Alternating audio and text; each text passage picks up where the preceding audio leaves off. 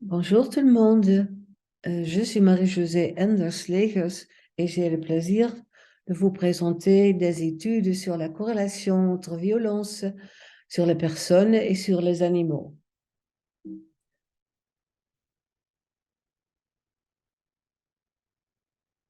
Que devons-nous garder à l'esprit? Aux Pays-Bas, comme dans beaucoup de pays, comme en France, en Europe, aux États-Unis, plus de 50 personnes ou des familles possèdent un animal. Et on dépense beaucoup d'argent pour ces animaux, plus de 1 100 € par an. En plus, la place des animaux familiers est en train d'évoluer. Ce ne sont plus seulement des compagnons, mais ce sont de vrais membres de la famille. Et quand les animaux sont maltraités, les personnes sont en danger. Lorsque les personnes sont victimes de violences, l'animal est en danger. Ça sent assez logique. Il y a des définitions de la maltraitance animale au niveau sociologique. Il s'agit d'un comportement socialement inacceptable et non accidentel qui provoque inutilement la douleur, la souffrance, la détresse ou la mort. Et au niveau juridique, il s'agit de délits et de crimes. Et lorsque l'on harcèle, martyrise, prive de nourriture ou d'abri, mutile inutilement ou tue un animal, il s'agit d'un délit. Et lorsque l'on commet intentionnellement un acte qui entraîne une mort cruelle ou que l'on inflige de la douleur ou des souffrances inutiles, il s'agit d'un crime.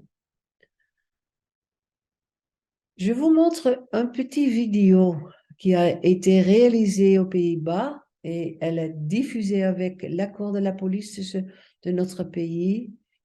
Et la police nous a remis ce vidéo pour illustrer. Donc, pensez bien à ce que vous voyez et c'est pas agréable à voir, mais voilà.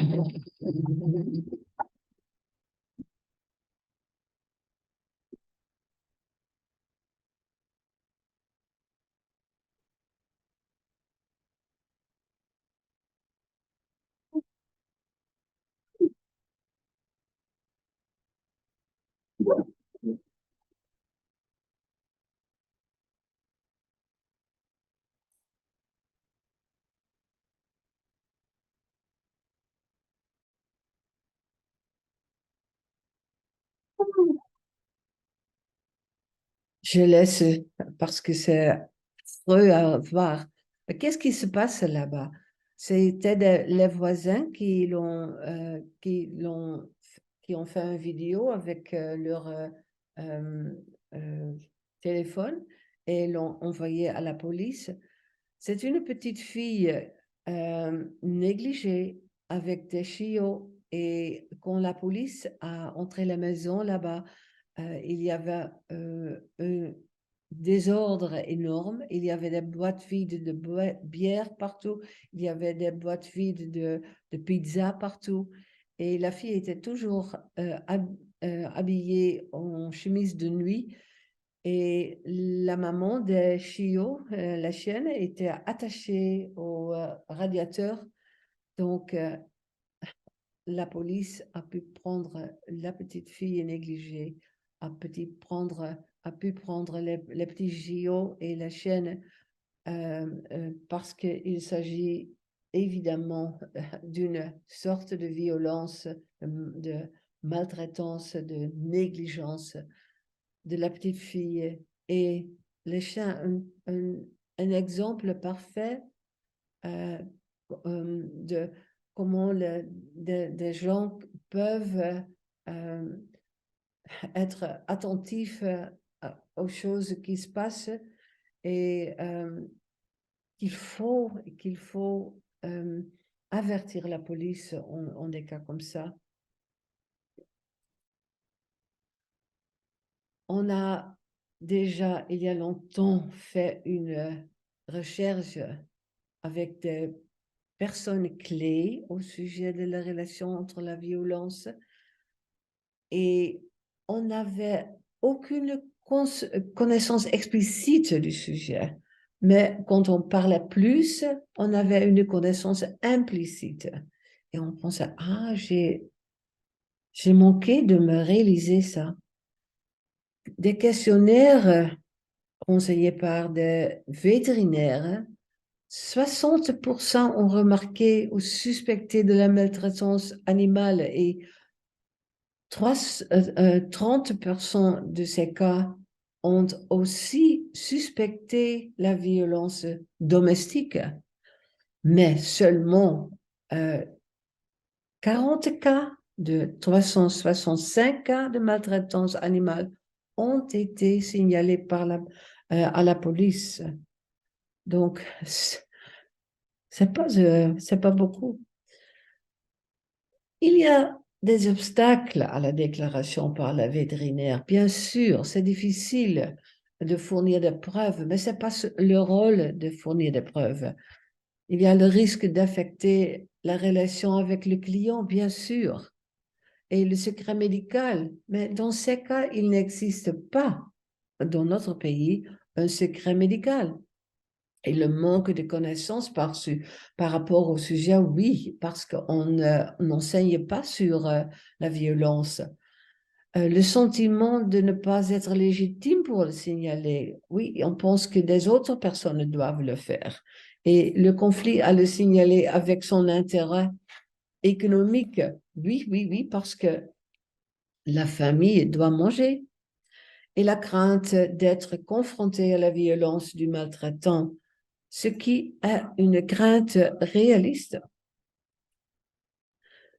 Une seule violence parce que dans tous les cas, il s'agit de dépendance, de force, agression, attaque psychologique, physique, sexuelle et toujours de la domination.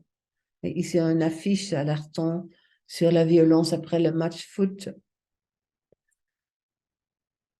Aux Pays-Bas, on a aussi fait de la recherche auprès des victimes de violences et 55% des femmes en centre d'hébergement déclarent que leur partenaire a brutalisé ou tué l'animal. 33% déclarent que le partenaire a menacé de s'en prendre à l'animal. On a fait des chantages. Si tu parles à quelqu'un de ce qui se passe, je tue ton animal. 11% déclarent que leur partenaire poussait l'animal à les agresser, faisant en sorte que le chien morde la victime, ce qui ne jamais passait parce que les animaux n'ont pas voulu. Ici, des témoignages de femmes dans les centres d'hébergement. Vous voyez, les femmes sont assez jeunes et ils donnent de bons exemples de violence. Ils donnaient des coups de pied dans le ventre du chien et on avait assisté à ça. Et un partenaire qui frappait la tortue, le chien, le chat, qui n'ont pas survécu. Euh, un chien qui a été jeté aux ordures, battu à mort, etc., etc. Ce ne sont pas des histoires très... c'est très triste, honnêtement. Mais pourquoi ces femmes restent trop longtemps dans cette situation? C'est parce que les femmes ne peuvent pas amener leurs animaux au centre d'hébergement. Et ça commence à changer actuellement dans notre pays parce qu'il y a des centres qui euh, acceptent aussi les animaux de compagnie. Mais cette période-là, il n'y avait pas de possibilité de les amener. Il faut se réaliser que les relations entre les différentes formes de violence, ou bien envers les enfants ou bien envers les adultes et les animaux. Ils sont corrélés et non causales. Elles peuvent être simultanées et la violence envers les animaux est très répandue. C'est un indicateur d'autres formes d'abus, mais ce n'est pas un présupposé systématique. Il faut en faire conscience. Il nous reste beaucoup de questions et on ne sait pas, c'est dans le système familial, c'est dans la culture et quelles autres causes peuvent être, quelles théories sont là. Il y a des articles qui sont très intéressants à lire. Vous les voyez ici sur l'écran. Et plus encore, cet livre qui aussi a un chapitre sur le lien. Et je veux finir avec the statement. Plus de recherches sont nécessaires et je vous remercie beaucoup de votre attention. Au revoir, j'espère, dans une prochaine fois.